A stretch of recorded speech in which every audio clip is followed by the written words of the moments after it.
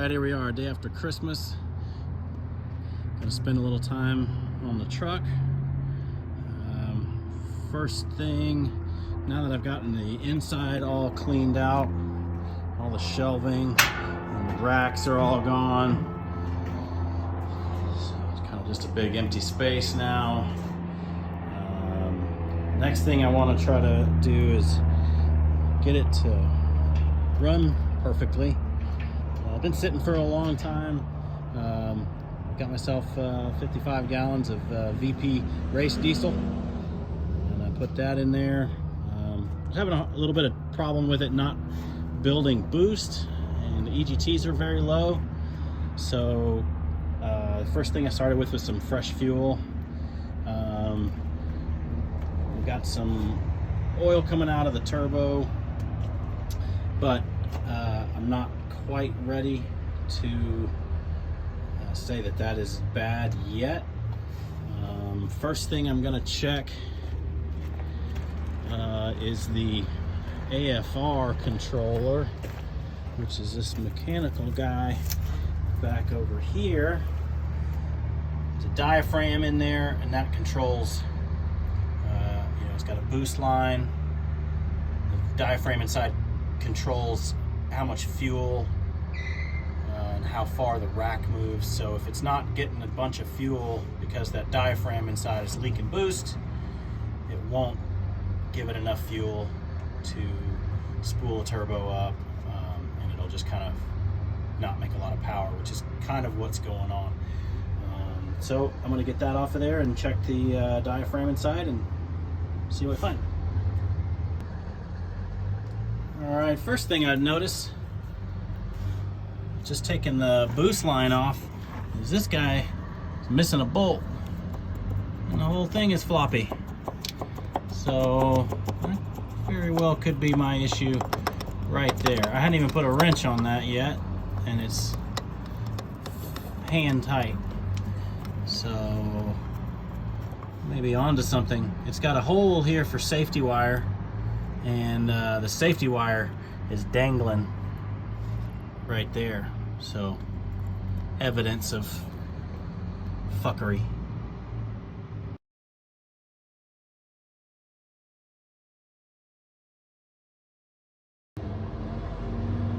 Alright, these are my AFR pieces and springs. And this is the internal area, and this is my diaphragm, which sure enough, it's got a hole right there in it. So this will cause lots and lots of problems with fueling, turbo, boost related stuff. These things aren't like gasoline engines so much, in that on a gasoline engine it's gonna make boost. If you got a turbo, it's gonna make boost, under a load, kind of no matter what.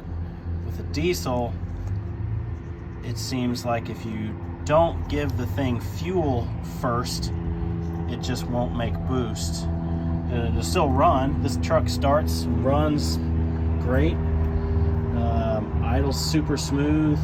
See, it's pretty clean under here. Not a lot of leaks or rust or damage to anything. It's been sitting for a while, but everything's pretty clean other than just the dust from the kind of dry environment. So luckily this diaphragm, you get a kit for under 20 bucks and back in business without having to change a turbo. Even though I might upgrade the turbo later, I'd love to see how it runs once I fix this guy up. So that's all for now.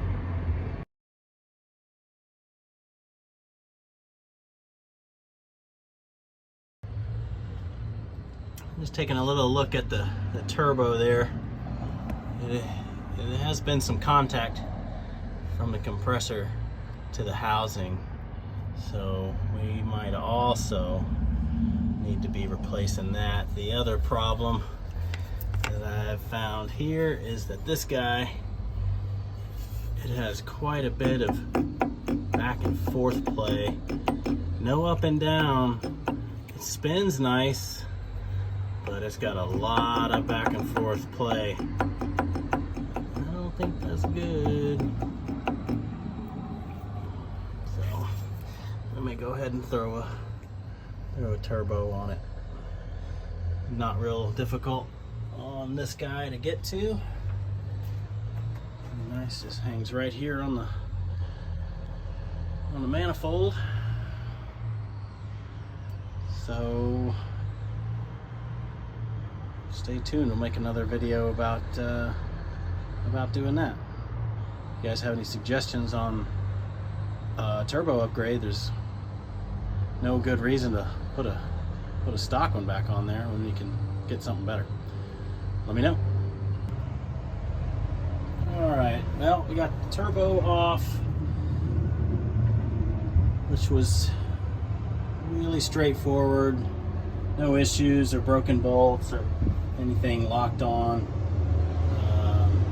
So that's good. Glad I took it off though, and because we definitely have some issues inside. There's some broken fins. These are broken. So we've got some problems there. Obviously, if we just kept running this thing, it might work okay, but I think it's trashed.